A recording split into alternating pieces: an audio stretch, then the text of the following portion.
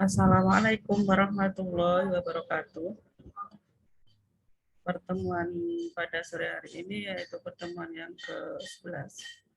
Manajemen pemasaran 2 akan kami sampaikan tentang pada materi sistem lingkungan pemasaran. Apa yang dimaksud dengan sistem lingkungan pemasaran? Dalam bisnis tidak lepas dengan lingkungan. Di sini akan kami jelaskan yaitu tentang pengertian dan konsep. Apa yang dimaksud dengan sistem? Sistem yaitu merupakan teori relatif yang berusaha menjelaskan pola keteraturan antar hubungan atau interaksi dan ketergantungan interdependensi bagian-bagian yang membentuk secara keseluruhan. Merupakan interaksi ya kalau dalam pemasaran.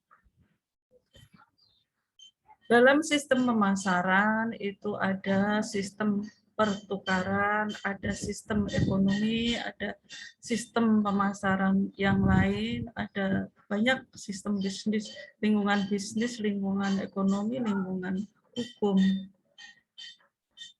Kami sampaikan dalam sistem pemasaran atau sistem pertukaran itu melibatkan 2 atau lebih dari pihak-pihak. Masing-masing pihak mampu berkomunikasi dengan baik, bertukar pikiran, bertransaksi, saling memerlukan karena memiliki sesuatu yang bernilai tinggi untuk pemasaran.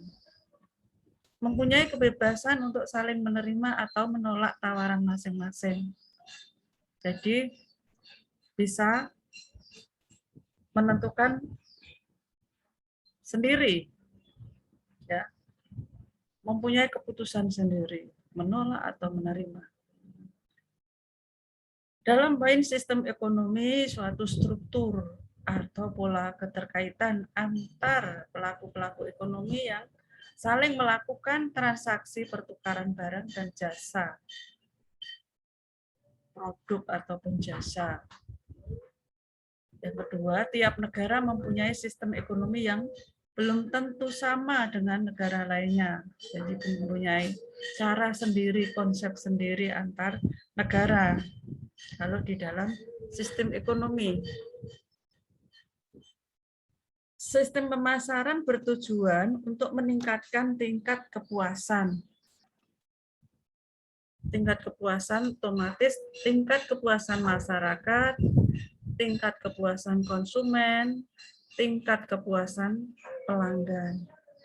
Melibatkan sejumlah pihak-pihak independen. Independen itu siapa saja bisa masuk. Pemasok, penyalur, pasar, konsumen, dan lain-lain yang berperan dalam kegiatan bisnis. Contohnya dalam kegiatan bisnis itu apa saja? Penjualan sepatu. Sistem pemasaran sepatu bagaimana? Dari awal produksi itu apa yang dibutuhkan, itu pemasok kulit, pemasok modal, pasar, tenaga kerja, operasional, tempat, lokasi, menuju ke produsen sepatu, menuju ke pesaing, dari tenaga ke pesaing, menuju ke agen, dari produsen sepatu menuju ke agen, dari pesaing juga ke agen, masuk ke pengecer, sampailah kepada konsumen yang kita butuhkan dalam sistem pemasaran. Lingkungan pemasaran, apa saja ya lingkungan pemasaran?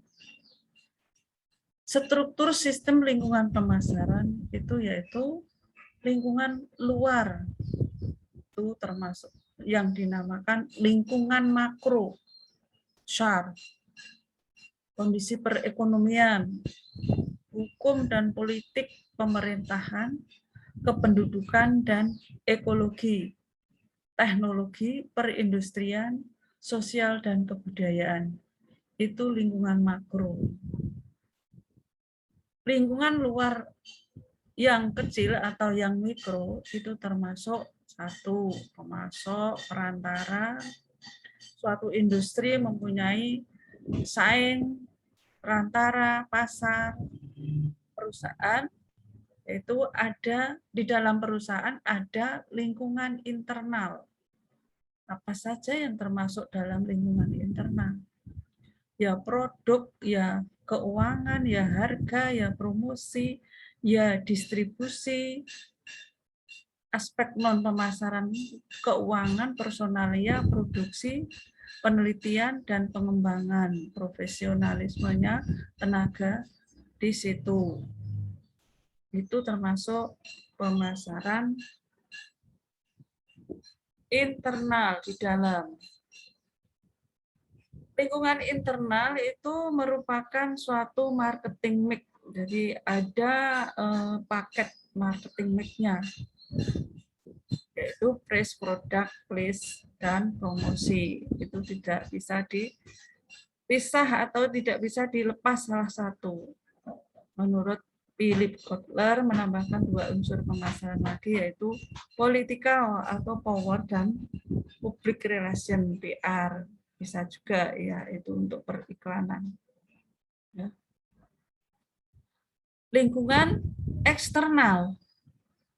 Lingkungan eksternal adalah pengaruh-pengaruh tidak langsung yang berada di luar kekuasaan atau kendali pemasar organisasi atau di luar perusahaan.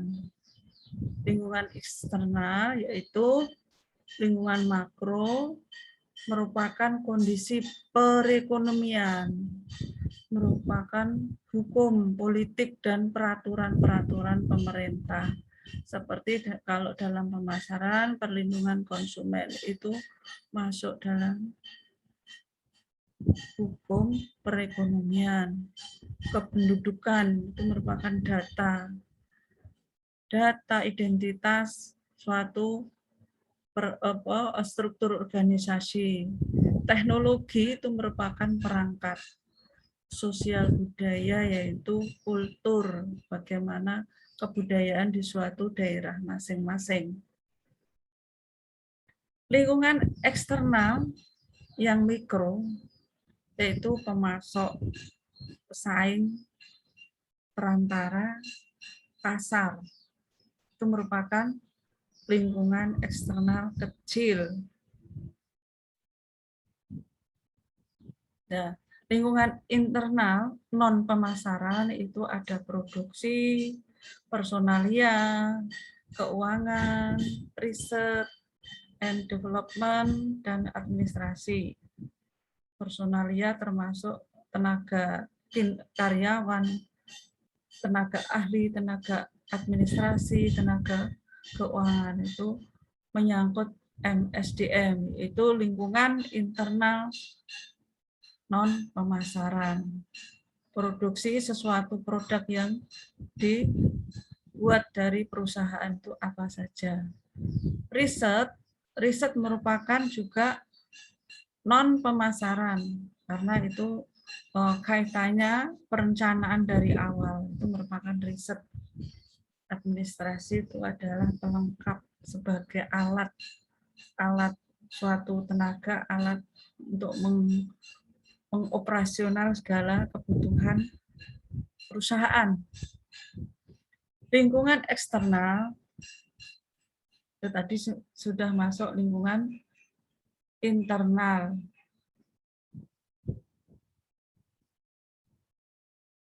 Pola lingkungan, pola pengaruh sistem lingkungan, yaitu lingkungan eksternal, lingkungan internal.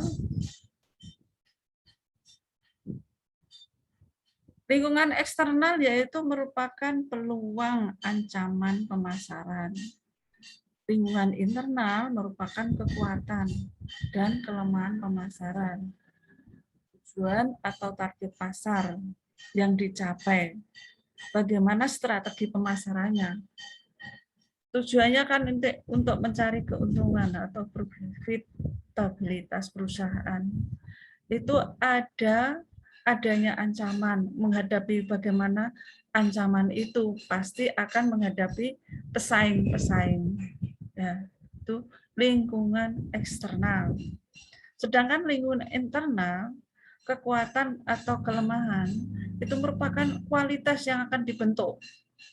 Kelemahan itu mungkin ada kalanya tidak menjamin kualitas yang lebih bagus. Itu lingkungan internal. Di sini dijelaskan bahwa dalam lingkungan pemasaran itu adanya analisis SWOT. Metode perencanaan strategis yang digunakan untuk mengevaluasi kekuatan, yaitu strength, itu merupakan kekuatan. Itu terletak di dalam lingkungan internal. Kelemahan, weakness itu adalah terletak juga pada lingkungan internal. Peluang, opportunity itu merupakan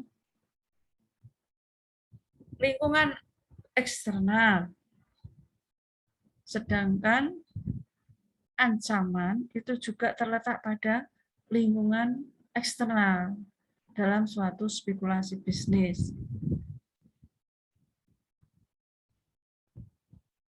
Bagaimana menganalisis lingkungan makro? Apa yang dimaksud analisis lingkungan makro? Yaitu disingkat dengan ALB.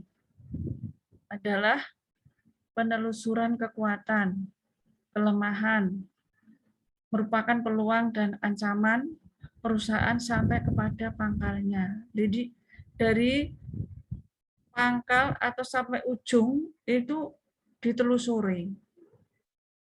Kaitannya dengan riset ya, ini akan diteliti dan ditelusuri. Analisis lingkungan makro yaitu merupakan lingkungan bisnis yang dimaksudkan untuk mencoba mengidentifikasi peluang bisnis yang perlu dengan segera mendapatkan perhatian eksekutif dan di saat yang sama diarahkan untuk mengetahui ancaman. Untuk mengetahui bagaimana ancaman di luar, bagaimana persaingan di luar suatu bisnis yang perlu mendapatkan antisipasi. Bagaimana cara menanggulangi kalau ada ancaman dari luar. Pasti kalau dalam bisnis itu ancamannya dari luar, bukan dari dalam. Kalau dari dalam itu bagaimana cara mengantisipasi, jangan lemah. Nah, itu namanya SWOT. Sedangkan analisis lingkungan bisnis terdiri dari dua komponen pokok, yaitu satu, analisis lingkungan makro, analisis lingkungan industri. Keseluruhan jenis lingkungan makro memiliki pengaruh yang langsung terhadap prospek perusahaan. Akan tetapi di saat yang sama juga memiliki pengaruh tidak langsung melalui lingkungan industri. Ya, apa itu? Itu adanya karakteristik lingkungan makro. Lingkungan makro tidak memiliki batas, tanpa batas sektoral. Ya. Tidak tahu batasnya sampai di mana, sampai kapan gitu. Tuh. Lingkungan makro juga hanya memberikan sinyal yang lemah kepada manajemen. Tidak bisa diprediksi dengan tepat. Itu tentang kapan gitu. Jadi waktunya tidak menentu. Sampai di mana. Ya. Dilihat dari kepentingan perusahaan, lingkungan makro juga memiliki sifat tidak dapat dikendalikan. Bagaimana cara mengendalikan kalau pesaing sudah meluas, kita sudah lemah, jadi mengendalikannya susah. Sedangkan dia sudah menjaga kualitas, menjaga nama, menjaga brand image. Di luar kemampuan perusahaan perlu kebijakan pemerintah secara khusus. Kalau ada pesaing yang memonopoli atau merusak harga atau itu harus ada lingkungan hukum yang mengatur. 3 pendekatan pokok yang dapat digunakan untuk melakukan analisis lingkungan makro antara lain. 1. Apa pendekatannya? 1. Irregular approach. Pendekatan tidak reguler. Irregular itu tidak reguler adalah pendekatan dadakan, cukup secara mendadak langsung didatangi atau disidak. Analisis lingkungan makro hanya dibuat ketika ada peristiwa tertentu yang diperkirakan mempengaruhi prospek perusahaan. Yang kedua, regular approach, pendekatan secara reguler. Berusaha secara periodik mempengaruhi dan melengkapi sejumlah variabel lingkungan makro. Secara selektif dipilih beberapa variabel yang dianggap relevan dan signifikan. Yang ketiga, yaitu pendekatan continuous approach. Pendekatan secara terus-menerus berusaha secara ajak menganalisis sejumlah banyak variabel dari lingkungan makro yang digunakan sebagai masukan penyusunan perencanaan korporat. Jadi secara tiap hari terus-menerus diadakan pendekatan. Itu 3 pendekatan pokok dapat digunakan untuk melakukan analisis. 6 pendekatan analisis no karakteristik atau tidak karakteristik, tidak reguler, reguler kontinu. Nah, 1, cirinya dadakan periodik terus-menerus, dadakan periodik. Ruang lingkup peristiwa tertentu, sejumlah variabel banyak dan banyak variabel. Ruang lingkupnya, peristiwanya tertentu, jumlah variabelnya banyak variabel. 3. Penyebab krisis masalah perencanaan. 4. Orientasi reaktif proaktif. 5. Rentang waktu retrospektif, dan sekarang dan yang akan datang. Yang keenam, penanggung jawab tim yang dibentuk berbagai staf pelayanan unit analisis lingkungan bisnis. Dengan tidak mempedulikan pendekatan yang hendak digunakan, standar prosedur analisis lingkungan makro terdiri dari 4 tahapan. Tidak menggunakan pendekatan, yaitu manajemen berusaha mengidentifikasi dan menyeleksi sejumlah variabel dari lingkungan makro yang relevan dan secara signifikan dianggap berpengaruh pada prospek perusahaan. Variabelnya apa saja? Mungkin tentang apa ya, brand atau tentang kualitas, ya itu manajemen berusaha mengidentifikasi atau menyeleksi. Bagaimana pemasaran, mungkin strateginya juga bisa. Terus yang kedua, manajemen berusaha mengetahui karakter masing-masing indikator yang telah diseleksi. Yang ketiga, manajemen berusaha mengetahui implikasi manajerial, baik langsung maupun tidak langsung. Jadi apa toh dampaknya itu. Setelah manajemen mampu mengetahui implikasi manajerial yang ditimbulkan, manajemen berusaha merumuskan berbagai antisipasi strategi, merubah strategi, mungkin bisa juga merubah strategi harga, Mungkin juga bisa merubah strategi promosi. Mungkin juga bisa merubah strategi struktur organisasi. Bisa juga merubah strategi pada biaya operasional, ya. Itu yang namakan berusaha merumuskan berbagai antisipasi strategi itu. Nih yang nomor 4 itu, mampu mengetahui implikasi dampaknya apa dari manajerial yang ditimbulkan. Antisipasi strategi manajemen tidak memiliki kendali terhadap lingkungan makro. Lalu apa yang harus dilakukan? Yang harus dilakukan oleh suatu perusahaan yaitu berbagai kemungkinan pilihan antisipasi strategi. 1. Strategi oposisi, menunggu dan kemudian memberikan tanggapan responsif. Yang kedua, strategi menarik diri dari pasar, divestasi atau berbagai kemungkinan pilihan antisipasi suatu strategi, mengantisipasi dari strategi.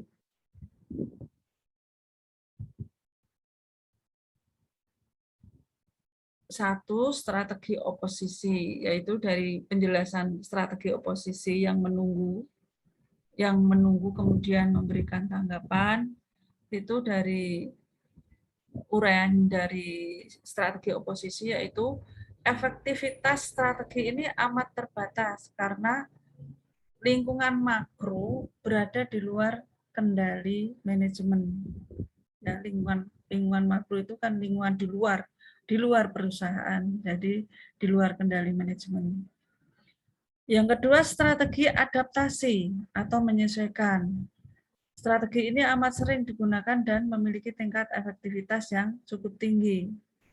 Mungkin karena adanya wabah, mungkin karena adanya perubahan harga, atau mungkin adanya perubahan peraturan pemerintah.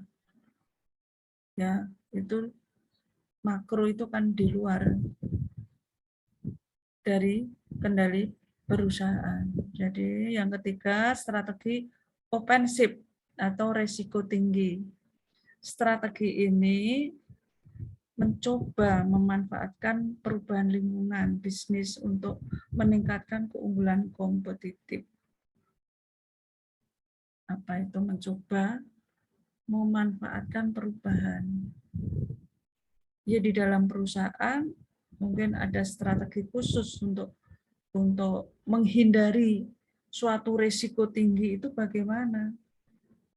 Tentang persaingan atau pasti tentang di luar perusahaan, apa yang dihadapi di pasar. Jadi strategi ini betul-betul harus bisa merubah mungkin budayanya. Kita harus mencoba bagaimana menyesuaikan dengan budaya lingkungan di situ. Nah, mungkin kalau kategori ekonomi masyarakatnya sedang-sedang aja, bagaimana strateginya? Merubah harga. Kalau mungkin masyarakatnya ekonomi tinggi, juga bisa merubah harga yang lebih tinggi. Ya. Yang kedua yaitu strategi menarik diri dari pasar, divestasi, berbagai kemungkinan pilihan antisipasi strategi, yaitu terdiri dari manajemen dapat memutuskan untuk menarik diri dari pasar dan kemungkinan memindahkan sumber daya dan dana yang ada pada bidang yang lain yang tidak sedang berada dalam tekanan, yaitu memindahkan tenaga. Kok biayanya kok tinggi, atau mungkin biaya transportnya tinggi. Nah, itu menarik diri dari pasar yang lebih efisien biayanya, lebih dekat. Mungkin lebih lancar, tidak berliku-liku, atau kalau jauh kan membutuhkan transportasi atau biaya yang tinggi, seperti itu. Yang kedua, strategi kontingensi, mencari alternatif baru. Strategi ini dapat berupa usaha mencoba mengurangi efek negatif dari perubahan lingkungan bisnis. Mencoba mengurangi efek, jadi dampak. Kalau memang dampaknya itu negatif dan tidak menguntungkan, bagaimana cari alternatifnya? Ya mungkin pindah tempat atau bisa membuka cabang yang lebih banyak, mencari pasar atau bisa mencari konsumen lebih banyak atau pembeli yang lebih banyak. Itu strategi kontingensi alternatif baru. Terus strategi pasif. Bagaimana yang dimaksud strategi pasif? Yaitu strategi ini berusaha untuk sama sekali tidak memberikan tanggapan terhadap perubahan lingkungan bisnis. Ya, diam, mengamati dulu aja. Diam, tidak merubah sesuatu, tidak merubah strategi, tidak menarik pasar, tidak memberikan alternatif. Yang ini namanya strategi pasif. Tuh dalam pemasaran itu banyak sekali lingkungan bisnis yang bisa mempengaruhi keuntungan, yaitu dengan strategi-strategi, tidak lepas dari strategi tadi. Yang pokok tadi kan strategi oposisi. Yang kedua strategi menarik diri dari pasar. Itu suatu lingkungan. Lingkungan ada yang mengutamakan perusahaan adalah lingkungan makro, lingkungan di luar kendali perusahaan. Jadi harus benar-benar selektif, benar-benar pintar mengamati suatu pasar. Ya, perusahaan juga harus istilahnya jenius dalam strategi. Itu lingkungan pemasaran. Bahan yang belum bisa kami sampaikan yaitu mungkin nanti minggu depan, yaitu analisis lingkungan ekonomi.